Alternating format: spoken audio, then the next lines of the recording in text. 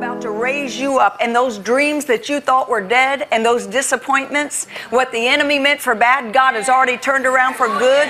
You've been positioned for a purpose, and God is getting ready to advance you. You're favored and don't even know how marked you are. In fact, the reason the enemy fought you so hard was not for where you are, but because he knew, maybe even more than you, where you're going. He saw, and you couldn't even understand or make sense of some of the battles. You said, what's going on? God said, sovereign strategy, because where I'm taking you is like nothing like you've ever seen before or where you've been. How do I get there? God, he's going to strategically do it and open doors that no man can shut. That's the word of the Lord for you right now. So get ready to laugh, get ready to cry, get ready to be ministered to, get ready to soar like a phoenix, because out of ashes you are about to rise. You're going to come up in the name of Jesus. And it's going to be fun. And just before Steve Harvey comes, we're going to laugh, we're going to have a great time, but we want to enter into his presence first and foremost. And we want to worship the Lord, to set the atmosphere right there in your room, right there in the kitchen, wherever you are. I want you to begin to open your heart and get ready to receive. God's going to deposit revelation. He's going to speak specifically to you about relationships, about your life, about your dream, and about your destiny. So Tarralyn's coming to sing Ain't Nobody Like Him, and that's for sure. Come on and welcome Tarralyn as she begins to praise the Lord.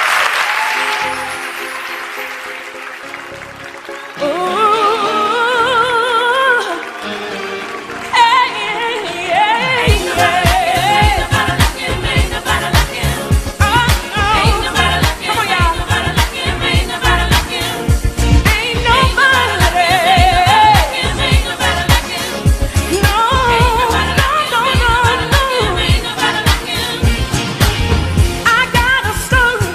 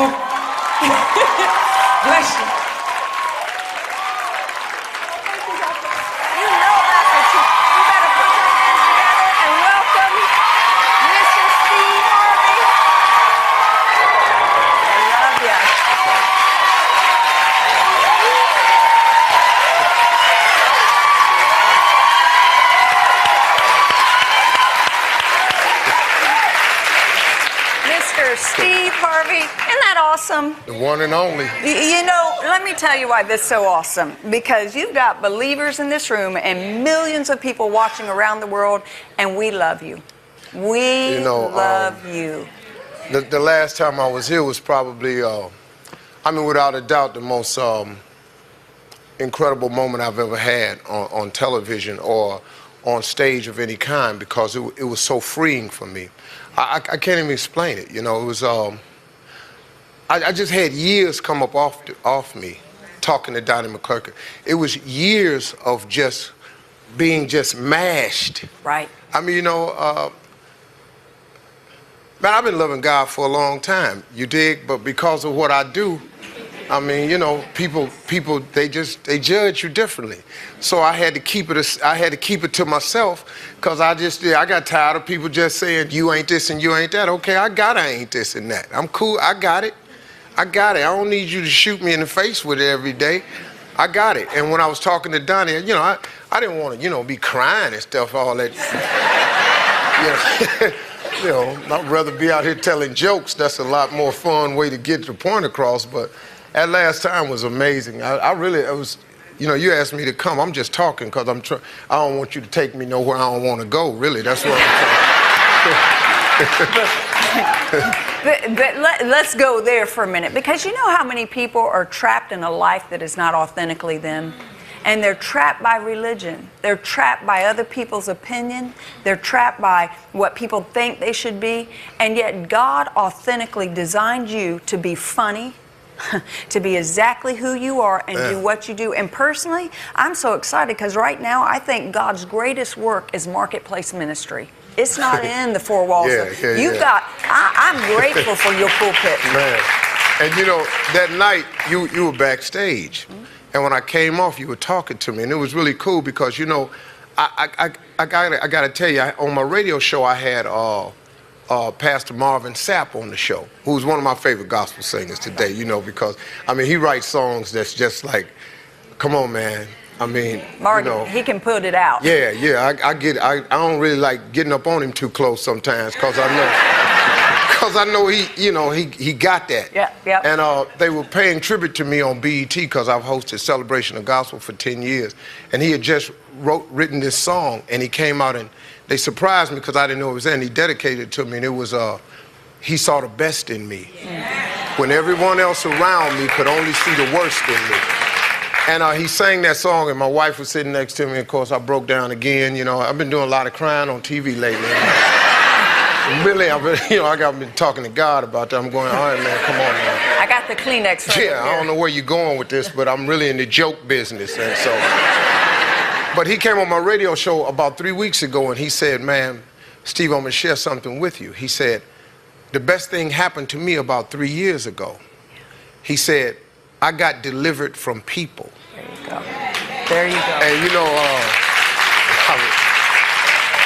I was really having a tough time explaining the TBN show last time. I was trying to put it into words. I just kept telling people who knew me, I'm changed, I feel different. You know, it was like an amazing weight was off of me. But what actually happened was I got delivered from people. I stopped caring what people thought about my walk, because like you said, y'all ain't make me, man. Come on. You know, so you can't make me be saved like you. Right.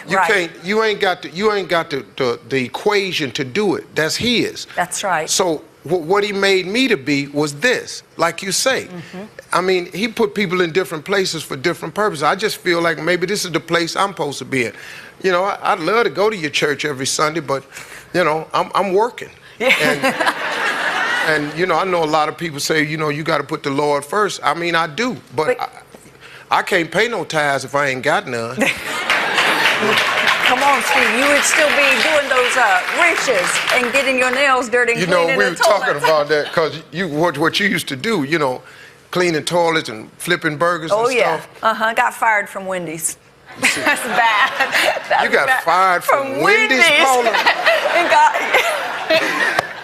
That's bad. You know what kind of person you got to be to get fired from Wendy's? One that God will use. Yeah, you had to be something else at that window. I'm telling you. What do you want? What do you want? You know. Can't you make that Frosty right this time? Ain't no more Frosties, you know.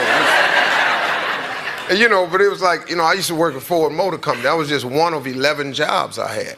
And I used to put 8 spark plugs in 1,200 engines a day. And I was just sitting there, man, just doing this, you know. And I worked at a company called Lincoln Electric, and I used to just hot wire. I got burns on my arms from these hot wires breaking it. I was sitting there, man, my life was just in straight misery. And I look at what I do now. I mean, it's incredible, you know, what God will do for you. That's right. If you let him drive a little bit. You understand? Just got to let him drive some. Yep. And now this is what I do, man. I mean, I wake up, I'm exhausted right now. I've had a really crazy schedule. And, you know, we were talking about canceling a lot of stuff because me and my management, which is just my best friend, we don't, you know, I try to sound like I'm really balling, you know. I really have a 2-man operation. You know, I fired managers and agents years ago because I don't need it. You know what I mean? What do you, no, first of all, you can't tell me how much I want to make. I know that price. Right. And you can't tell me where I want to go and perform because I know that. I've been doing this 26 years. And so I've been fortunate enough where I just have my best friend as my manager and we run our business our way. And we were talking about canceling a lot of stuff this week because we've been on the road. You know, I haven't been home in 12 days and I won't get home until Mother's Day. And we were going to cancel and then the show came up with you on it. And you know, one of my buddies say, man, you gala is in New York the night before. Just cancel the TBN thing. And I said, whoa, wait a minute, hold up. You messing around with what God do now? Pretty slow down a little bit. You know, I don't really need to block no blessing I got coming my way. You know, let's cancel something else, man. You know. Yeah, I got time for the gala last night, but I ain't got time to tell God thank you. Come on now, Steve. I think I better show up for this one. And that's exactly why God's going to keep you are saying so much right now because someone's getting so liberated because they're living a life that's not authentic to them. And you are saying, be who God created you to be. Because personally, I believe right now we bring cultural influence and we change the world because we're image bearers of God on the earth. And my life preaches God can take a mess, even a girl that got fired from Wendy's. Yeah. That's bad. That's pretty bad. That's bad. Though, Paul. I didn't know that. I wish you hadn't told me that. I'm thinking a little different about you now. Because I thought, no, really. I had some class before that. But you know, you told me, you know, backstage that you weren't really raised in the church. No, I'd never heard the gospel till I'm 18. My father committed suicide, sexually and physically abused. Never saw, I mean, I didn't know. I'd heard the name Jesus, but it was like Santa Claus or Tooth Fairy. So I never had, and I'm 18 years old. And I go into a friend's house, and his uncle looks me in my eyes and said, I've got the answers to your pain and problem and the solutions for you. And he opens this book, a Bible. And I'm looking at it like, and he starts reading to me. And he starts, literally, not only did I get saved, but I got delivered that day too. And he starts telling me, reading my mail, Steve. And when he did, man, I'm weeping and sobbing. And suddenly the world turned from black and white to living color. I walked down, as cheesy as this sounds, the grass was green and the sky was blue. And I was like, I said, God. And you know what the crazy thing is? He said, go find a church. Well, I went and I looked for a church, and everybody was kind of over 70. So I was like, so I went, I couldn't relate. So I just I held up this Bible and I said, every answer's in this word and I want to know them. I said, I want to know who you are and who I am, and I don't want to be all messed up. Now, I got fired from Wendy's when I was 16, so it was before I had life in color. See, I was cleaning toilets after that, and I did good at that. I cleaned those good. But I really did, instead, I'm going to pitch this to you because what happened is I looked at people and I said, that's not me. And what I mean is this, they tried to make me something that I wasn't. I was fashionable. They told me I couldn't dress like that. I liked certain things. I had a flair to my personality. They said, you can't do that. In fact, everyone labeled me. I've been doing this 26 years too. And they labeled, you're not ministry material. You don't, at the time I didn't preach, you don't play the piano, you don't have this look. And I just said, God, I'll be the hardest worker for you, and I'll work wherever you want me to. And I'm grateful because I got liberated years ago that it doesn't matter what man says, and what's man's opinion over God's judgment. Yeah. So I'm with you. But you know, see, that's one of the things, man. I don't understand. You know, I don't know. I mean, you know, God makes people who are beautiful. I mean, everybody's beautiful. God created you to look like you look. That's right. And some people are just flyer than other people. You know what I'm saying? Some people, everybody know they're beautiful. You know, some people you have to sit and talk to them to find it out. You know. But you know, I mean, if some people go by and everybody says, "Oh, woo, all right," and you know, I don't know what that is, but some people have that because you're born beautiful. Or you have a more demure posture. And that, I mean, I don't understand why you can't wear what you wear. I mean, you know, if it's clothes, I'm not you know, really good with the Bible, you know, yet. I mean, but it's like this. I know what ain't in there.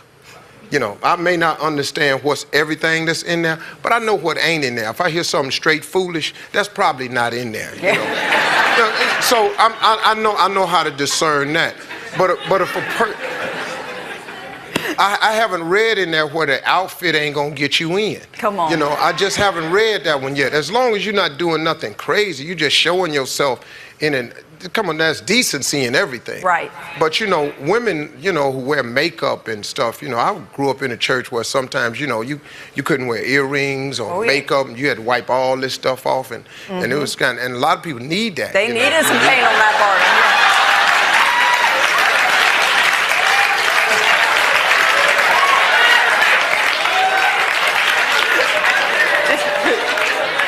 Just buy him a little MAC makeup for Christmas. Well, maybe I went a little bit too far on that when I was just. No. But you know, sometimes you know what the skill set he gave me, it comes out when I'm not even trying, you know. And what you were saying about how God makes you who you are, that's it. I've come to the conclusion.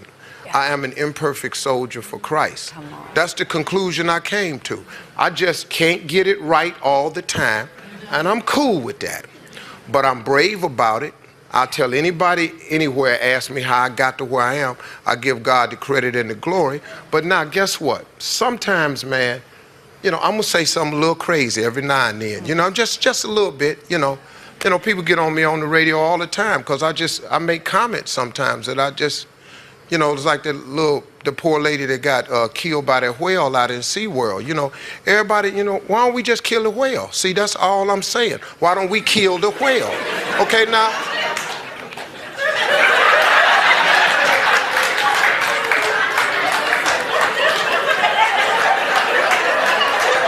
No, really. Why are we still bathing and feeding this whale? Because I'm telling you right now, if it was my daughter got ate by the whale, I'm telling you right now, we're going to stop figuring out what to do with this whale. Because come Monday morning, I'm going to be outside SeaWorld selling barbecue whale sandwiches. I mean, all kinds of stuff. You be out there with little black and white vests for sale. Because... Oh, my God. I love you. It's a killer whale. You said that when you brought him into the tank, killer whale. He just doing what he do. Now let's do him. Makes sense. But I guess since I'm a Christian, I ain't supposed to say that. So you just take that off the tape and don't worry about it. See, I am so glad. I am so glad that we are showing. Here's the thing. I don't know where we got so off track. That's what's confusing to me, because I didn't find God through religion or anything. I found him through his word and a personal experience. Mm-hmm.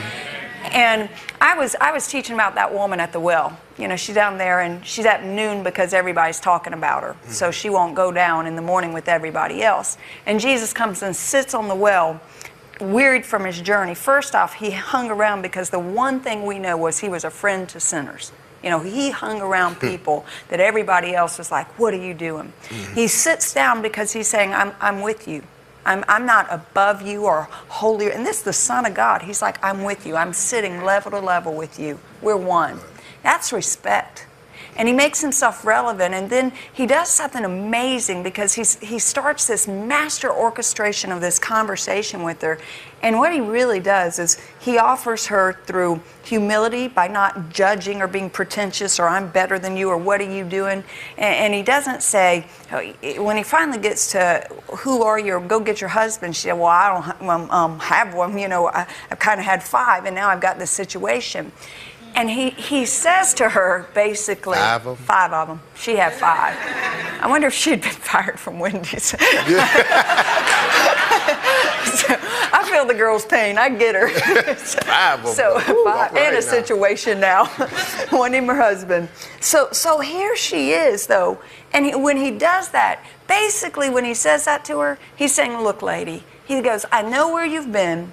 I know where you are. And I still want relationship with you.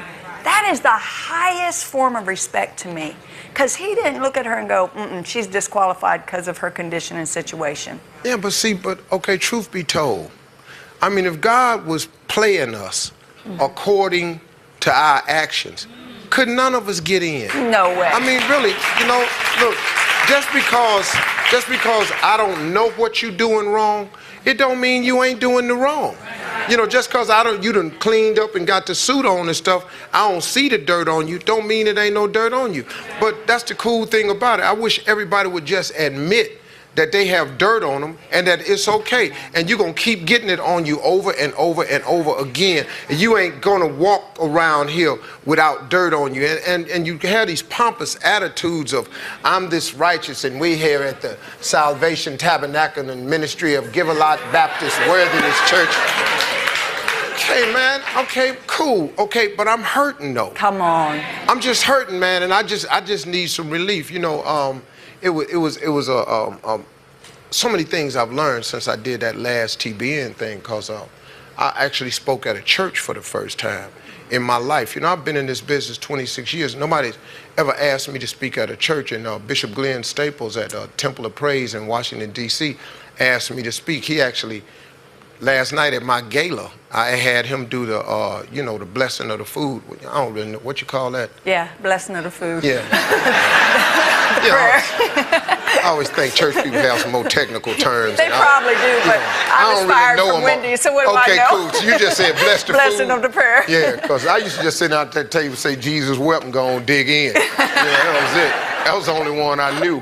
And, you know, I was at that moment, I was so full because I realized, man, that God had taken me to a place that I never really saw myself. You know, I always knew I was a good person. You know, I always thought I was a good person. And but when you let God just work with you, man. Yeah. I mean, you know, just let him use what you got. He could take your imperfections and work with them. If he only worked with perfect people, tell me who would he be working with? Come on. You know, I wrote a book, right? And then all women talk to me about, you know, they call me a relationship expert. I never said I was a relationship expert. I said I'm an expert on manhood, which I am. Right. I'm an expert. You can't tell me nothing about manhood. I don't care who you are. You cannot come and tell me nothing new about manhood. Most adult men who are 40 or something like that, they got manhood down pat. Now, you as women might not understand that or like it, right, but we still got it down pat. I'm an expert on manhood. So here's woman jumps up. You can't tell me nothing about a relationship. You've been divorced twice. This is your 3rd marriage. Okay, well, you know. So what does that tell me?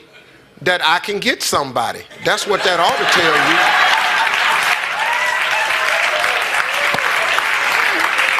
You, who happen to be sitting out there by yourself, ain't got no man. Maybe for just a second, if you would listen to somebody who is a man and tell you how we think, you might could get yourself one. And the fact that I've been married for the 3rd time, failure is a wonderful teacher. That's right. But you got to fail at sometimes to get it right. And that's all I'm saying, to, like in my book or something like that. But you get judged on that. You make a mistake in church, you get judged on that. Hey, man, come on. Go on, Steve, go on. Because I was just going to say, but there's so many of us here that are saying, bring it to us. Come on, because there's so many more that are for you and that recognize the hand of God on you and that say, we love Steve Harvey. I love Steve Harvey.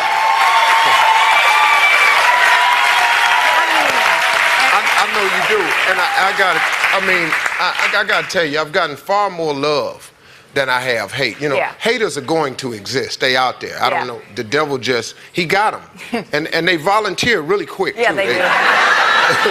It's amazing. They just pop up. I'll do it. I'll say it about him. I'll write the blog. I mean, people blog about me all the time, you know, and they don't even know me. You know, just like you get talked about sometimes, people don't know you. Yeah. People don't know your story. Well, why she wear red? Yeah. Cause she's fly in red. Because I felt like it. You know, and you know, you gotta let people have that, man. And I just wish that were more. And even though, like I said, I got a lot. I got emails from around the world. I got emails from countries when I did that last show. I didn't even know the names of these countries, and it was people going, man, this meant this to me when you said that, or man, you said it just like I said it. And it's been the most encouraging part of it, because all it takes is somebody sometimes just get a little bit of encouragement, man, that hey, we appreciate what you said, or we appreciate what you went through and you shared it with us, because I was going through something similar to that and then I got over. The reason you have testimonies, like my mama used to always say, you got to have a test to have a testimony. Have a money. Now, if you don't go through nothing, you can't tell nobody about nothing. There you go. So there you go. It's so true. And here's the key, though, when we go through, because I know we're camping out in a lot of different ways on this, but it's like when Jesus was crucified, he comes back. When he comes back, he goes to his disciples, and the first thing he does, in the book of John, it says he shows his wounds. He doesn't come back as this super savior, but the very first thing is he shows his wounds. And I'm like, man, if Jesus comes back after being crucified, and that what he does is show his wounds, he's saying to us, will you open your life up and show people what I've done after resurrection has occurred to you? And that's where we would be in a lot better shape, wouldn't it? It's like going like this. Here it is. Here's my wounds. Here's what I went through. Here's what happened to me. I went through 18 life crises. I loved God and still went through 18 life crises. Lost my daughter to cancer, went through a divorce, had my heart broken, laid on a floor for 2 weeks, couldn't eat, lost 17 pounds, and here I sit full of life, full of the goodness of God, full of love, because God says I'm a God of restoration. See, I never knew that about you. All I see is the finished product. Yeah. And you know, that's deceptive to people. Right. Because when you're a cat like me, you understand, that's looking over that, thinking about, okay, can I go fit in with this group because they kind of cool or something? And I see a bunch of finished products that's really not finished products. They just dressed up to appear finished. Right.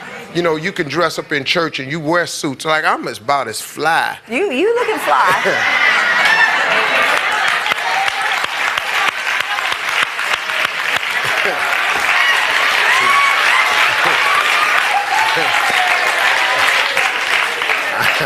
I'm about as fly as they come, you know what I'm saying?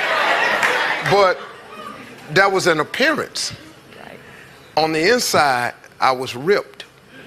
But when I talked to other church folks and they had the outward appearance of having it all together, it was deceptive.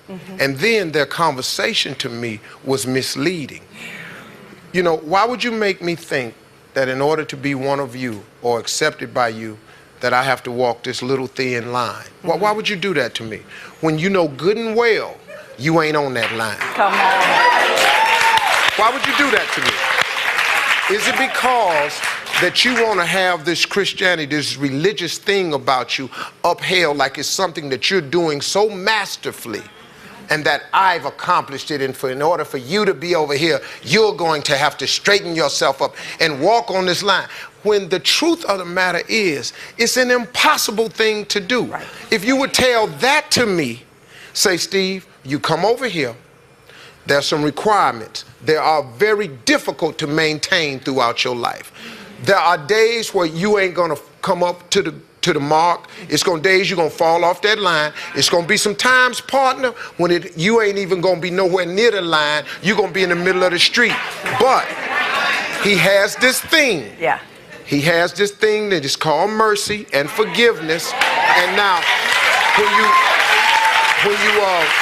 you fall off that line, or you can't stay straight, and you can't make this walk, and you start getting cut up on the inside, he'll give you some strength, wisdom, and understanding to help you get back up on the line. And listen to me, Steve, you're going to fall several hundred times. Yep.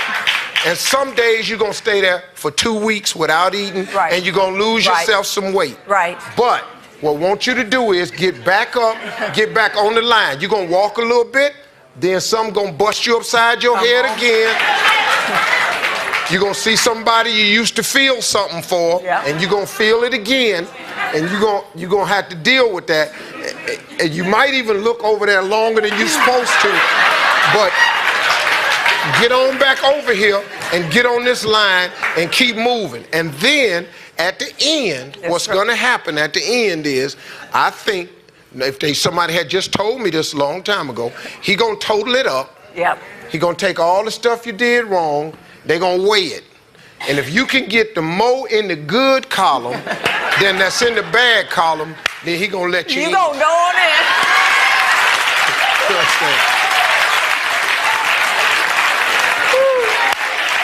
That right there, I could understand, and I could dig that, and I can try that. But if you tell me I got to walk it straight and perfect all the time, you can't fall off, and if you fall off, you ain't no more good, you done backslid like it's a permanent thing or something. Man, I'm backslid since the TBN thing.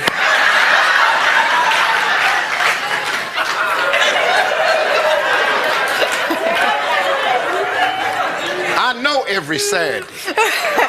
I know every Saturday on stage I slip back. I haven't really quite mastered the language part of it yet, because I'm still, I fire one off every now and then. And that's just being real. But when I fire one off, I talk to God about it. I say, hey man, I'm doing better. He said, all right, let's start shaving it back some, and until eventually I'm gonna get it away from you. But it ain't all gone yet. So when you come see me live, if I get out there and I ain't paying attention close enough, I'm just gonna go and give you one. And sometimes I put them together in like a pattern. I've done that in a sermon before, so. You did that in a sermon?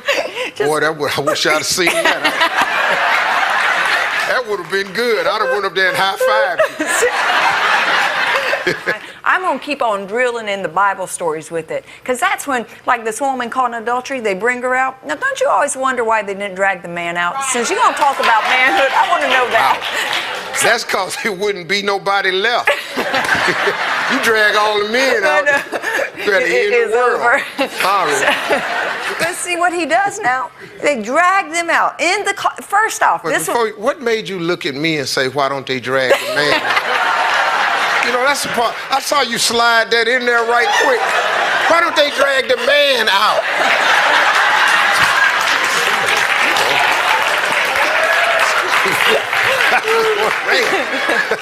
So here's this incredible story, right? Now, I love the Bible. Because first off, these religious people are watching it. Now, who's more perverted, the people doing it or the people watching it? All right now. Okay, so I'm sorry. You see, we just talking real here. Real with Jesus. So how, they drag her out in the middle of the act. So that always messed me up from the beginning, because you got to read what it's not saying. And I'm like, why are they sitting there being a peeping Tom in the first place? So then they get them out. These religious people drag and throw this woman down in front of Jesus. Never do anything with the man. And then they have their stones ready to kill her and cast a stone at her. And Jesus just stoops down and he bends and he starts writing in dirt. And I get it, because Genesis says that man is created from dirt, that we're just really formed out of the dust, out of the dirt. I believe it wasn't, people have tried to dogma and doctrine and theologically make sense of this and give some kind of dissertation and say what Jesus wrote. We don't know what he wrote, but I know what he did.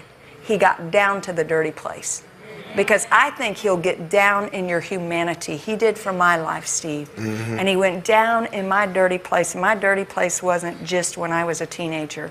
It's a work from glory to glory to glory to glory. And I think maybe I'll be better tomorrow than I am today. And maybe next week I'll even look a little more like God. than I do right now. But Jesus kept getting down, and finally she's all bent over, and he said, all right, you who don't have sin, who have not missed the mark, the ones of you that didn't miss the mark, go ahead and throw your stone. Well, they dropped their stones, and I believe he got down in the dirty place to say, I'll get down in your humanity. And then he said to her, woman, where are your accusers? He said, I don't accuse you. And he pulled her up. And Jesus wants to pull you up right now. Yeah. Steve Harvey, you're here to show us the example that God pulls you up. Yeah, for sure. Pulls you up out of all kinds of situations, never gives up, because our life is the message. Man. You preach God's love. You preach God's grace. You preach His mercy. You preach His goodness. You preach His favor. You are an image bearer of God. And I'm thankful that God allowed me to glimpse at what God looks like, to see Him doing the work in your life. Thank you. I'm proud of you. It's a rewarding thing, you know. What I've been telling a lot of my friends, you know, because a lot of my friends look to me for, you know, guidance and stuff, because, you know, they just say, hey, man, you made it. Let me, what you think of this or what you think of that? And I tell all of my partners, man, I have a buddy that I ride to work with every morning. He picks me up at my house. If I don't feel like driving, he'll drive me into the studio. And I choose to ride with him because he's a Mississippi boy. You know, he's straight out of Mississippi. That's and me. Yeah, see, country people kind of, for me, works better because I'm country. So, you know, I just like country people. And so he picks me up, and he's kind of a spiritual guy, you know. So we had these conversations on the way in every day about, you know, before I go on, because the first 12 minutes of my show is a message that I deliver to people about hope and forgiveness and love and a relationship with God. And now look, man, I'm not really, you know, may not be as qualified as other people, but I just made a promise to God that if He let me make it, I tell everybody how I got there. So the first 12 minutes of my show, I'm just keeping a little promise that I made. It ain't but 12 minutes. You know, because, I mean, for all He gave me, really I should give some more. But, you know, well, I guess, you know, I'm trying, you know what I'm saying? But, you know, the first 12 minutes, I get in a frame of mind with this guy on the way to work, and we just talk real. We just two dudes, man, that's got a wife and some kids and trying to get it together. Yeah. Know that we got to do right, but we talk about the struggles. See, the things we ain't getting right, the temptations that we face. And Bishop Jakes called me one day and was congratulated. That's my man, Bishop T.D. Jakes. He texts me all the time, you know, praying for you, man, keep your head up. But the thing I love about him, he has real conversations with me. And he was telling me about temptation because I was talking to him about it one day. You know, man, when you see something that's tempting, because, you know, I was a big gambler. You know, I go to Vegas and, man, you know, I love shooting dice. You know, I mean, I'm at the crap table. I'm pretty comfortable. Yep.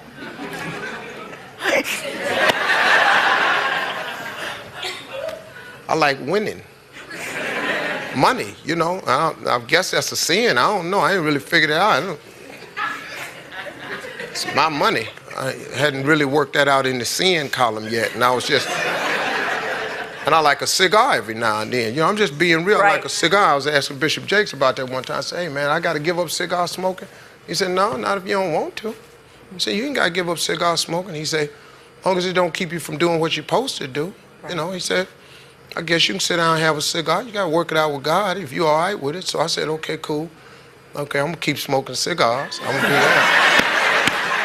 And I was talking to him about, because it's just real. You know, I don't know who you are. That ain't got nothing you dealing with. You know, if you eat too much cake, that ain't good for you. That's a sin, too. I really hate to tell. Church people really need to back up off me sometime, because, you know, when I ain't crying, I can be very aggressive, you know. So, and I asked him about temptation. He taught me something. He said, hey, man, temptation is fulfilling a real need in a wrong way. That's all it is. There you go. He said, so if you out, you on the road, you ain't with your wife, you want somebody to hold you. That's a real need. Right. That's real. You really get lonely sometimes. You want somebody to hold. That's a real need. The girl down at the bar is the wrong way. Right.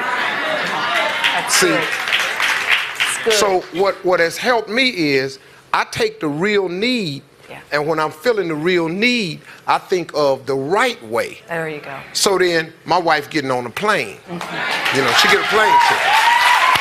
Cause that's the real need. Or my wife getting on the thing and she going with me. Or I take a tour bus, I take my sons with me. Yeah, yeah. You know, cause I got needs, but I'm gotta fulfill it in the right way. You know, you get, and it goes with everything. If you look at it, you know, it's just temptation. It's just fulfilling a real need. It's real now. It's really real. But you're fulfilling it in a wrong way. That is so strong. You know, Bishop's my spiritual father. And that's strong, Steve. It's a real need, but filled in a wrong way. It's living beneath that baseline, and God wants us to live above, because we will often go for an excess, something like we overeat, or we'll overwork, or overspend, or drug addiction, or alcohol, or hoard clutter. There's all kinds of stuff that you reach because you're supposed to be living here, but when you dive beneath that baseline, you're reaching for something to pull you up. And it's a real need reached for in a wrong way. Yeah. But if we fill it with the right way, then the need's satisfied. But see, the enemy, though, he's so cold. This is how he worked the game for you. Yeah. You in debt. You've been praying to get out of debt. But you want to feel better while you're getting out of debt. So what fixes that? Shopping. Yeah. But now, shopping push you further in debt. You got a real need. You want to feel good. You're going to fulfill it in the wrong way. You're going to shop. Now you're further in debt. You can't get out of debt and keep spending. Come on. And I don't care what you apply that slogan to. It fits. It's a real need in the wrong way. And it'd be something simple as that. Lord, I want to get healthy. Lord, I want to get healthy. Okay, cool. Eat 4 slices of cake because you will feel better. But now guess what? You ain't about to be healthy. Right.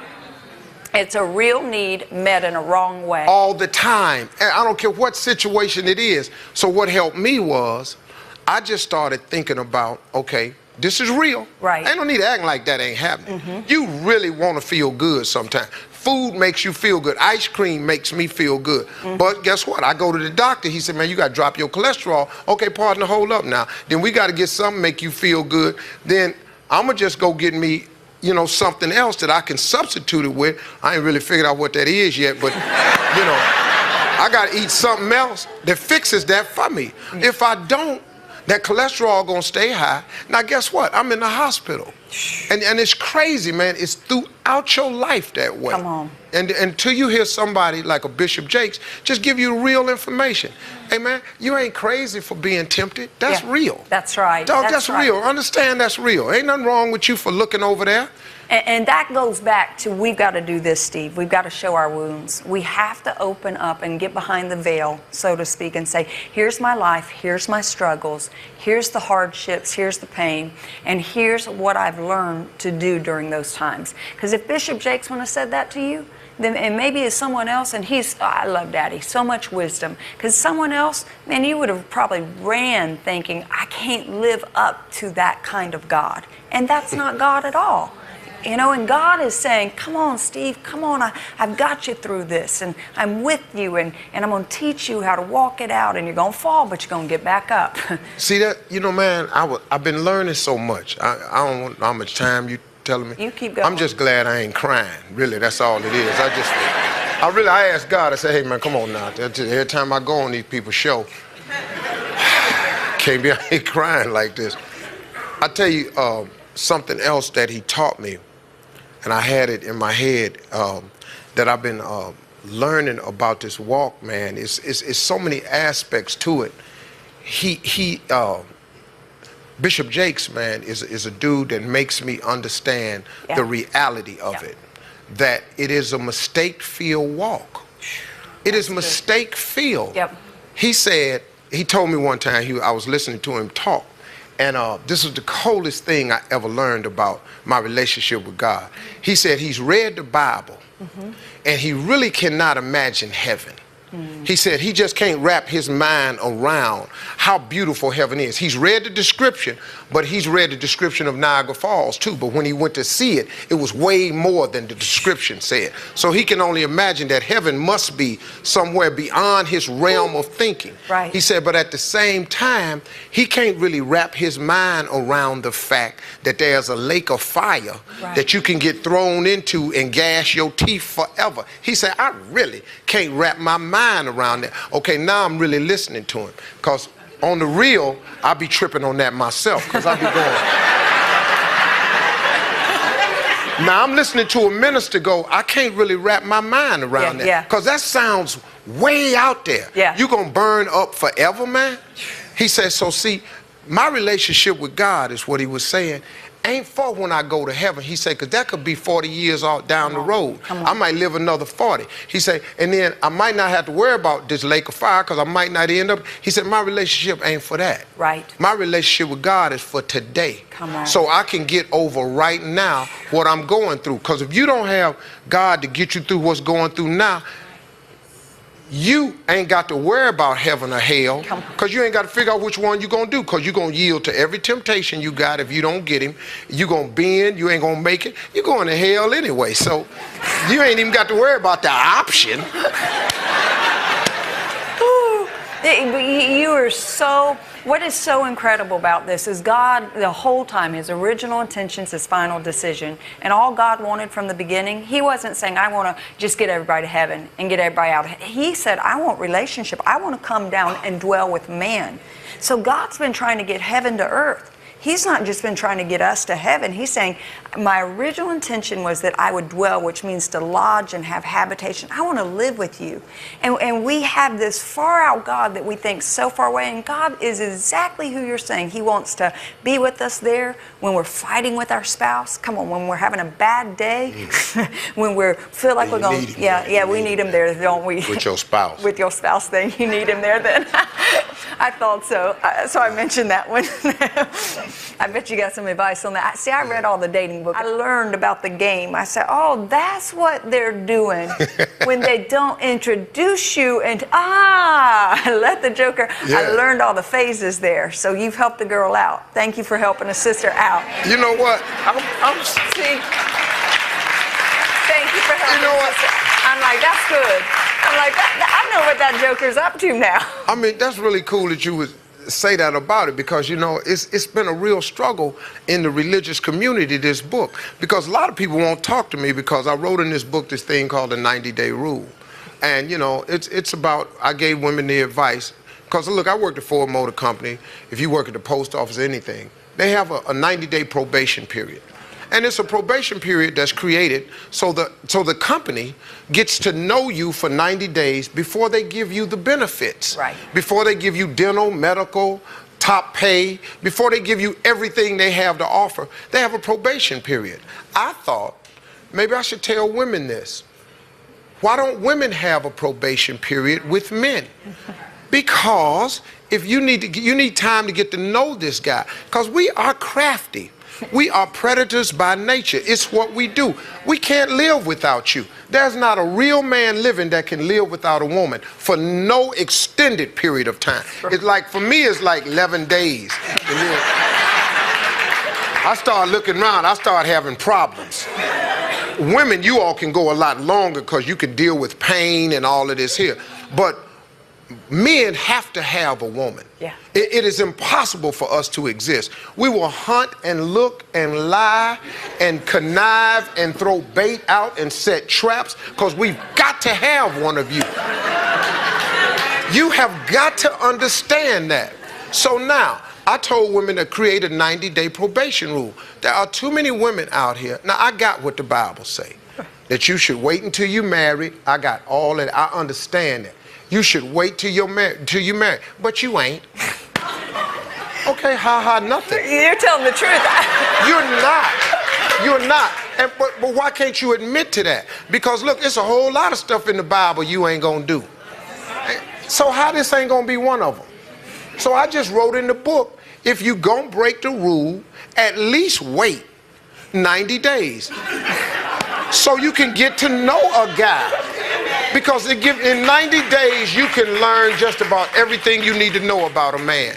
It only takes us 90. We cannot hold up the lie that good for 90 days.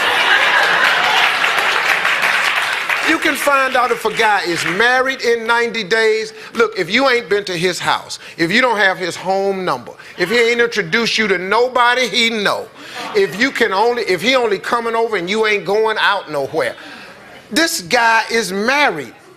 Now, you can figure this out and go on about your business. Come on. Look, I just wrote a book from a real dude standpoint that done it every kind of way a dude can do it.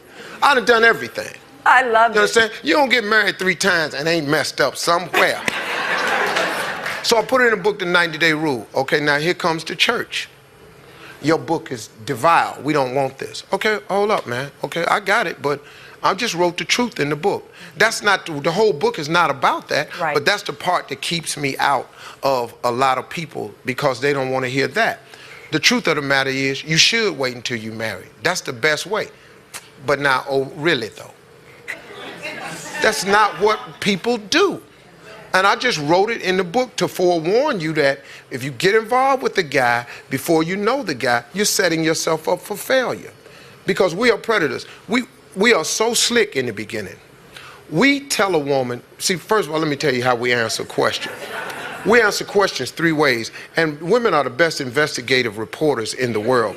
I really think you all are the ones who created forensic science and all of this, because you all are the best detectives in the world, but because you don't use those skills with men. When you ask a man a question, he answers a question 3 ways, and you got to ask the question in 3 different levels. You ask a man a question, the first thing he's going to do is the first part of his answer is going to be the answer that makes him look the best. That's the first layer of the answering question period. So, you know, what do you do for a living? Oh, I'm a design technician at a very, very large company. Okay, now, the truth of the matter is he straightens up the bathrooms at a Fortune 500 company. But that's the answer that makes him sound best. Right. The next level of the question he answers for you is he tells you what he thinks you want to hear. Because we're hunters, we're trappers. Right. We got to put bait out here. See, tell the truth, Steve. This Come is on. real talk. That's the second level. Now, once you get those 2 levels, you stop asking questions. And that's amazing. Then you go home to your girlfriends, and then that's when y'all start chopping it up, and y'all come up with, well, what about this? And what, I don't know. But the first 2 answers are so good, it's what makes him look best and what you want to hear. You stop there. If you go 1 level deeper, the only thing we can tell you now is the truth. But you got to get to the 3rd level to get the truth out of a man. And that's every man. I don't care if he your pastor. I don't care if he work at the dental office, if he a doctor. We are all men. We are cut the exact same way. And if you want to figure that out, you have to talk to a man about how we are. And that's what the book is about, teaching you how men think. It don't make us bad people. Right. It's just this is the way we are. This is the way God made us. You've got some of the best stuff in there of describing how a man is, how he thinks, who he is, what he is. Now, we only have seconds left. I want to know what that 3rd level is. Well, but see, what's the 3rd the 3rd level okay. is the truth. Okay, so first level. How do you penetrate from what he wants you to hear to truth? Okay, here's the deal. Okay. The girl want to know. I got it. The girl want to know. She said, the girl want to know. Okay, here's the deal. After he tells you what makes him look best, then you probe deeper. He's going to tell you what you want to hear. Now just go 1 level deeper. Change the phrasing of that question. Just reword it. You all know how to do this. You all are brilliant at this. You may wait a couple of days and come back and say, you know what? Let me ask you this right here. And rephrase the question. Now, after we know that we've told you what made us look best and then what you wanted to hear, there's nothing left but the truth. And listen, because he is going to tell you the truth. A man will tell you the truth if you get it to the 3rd level. You just got to rephrase it and bring it up again. A guy would tell you, I'm not really looking for anything serious right now. I just want to, be something. Well, he told you right there he wasn't marrying you. He told you. You ain't hear that. You figure I stay in there with him and show him this here, and I'm gonna wear this dress, I'm gonna put these lips on him, and then we're gonna see how he feel about the man. No, he told you. He wasn't ready to get involved with nobody, but you think you're gonna change a man. You can't change men. You can only bring out the best in a man. Woo. You can't change a man. Steve Harvey, I wish we had about 6 hours right now. You're great. I love you. I'm proud of you. And guys, this is Steve Harvey, real, relevant, relatable. You are the absolute best. And that's my saying. Every man has a king and a fool in him. The one you talk to is the one that's going to respond. I'm finna put that in my next book. Come on and let Steve Harvey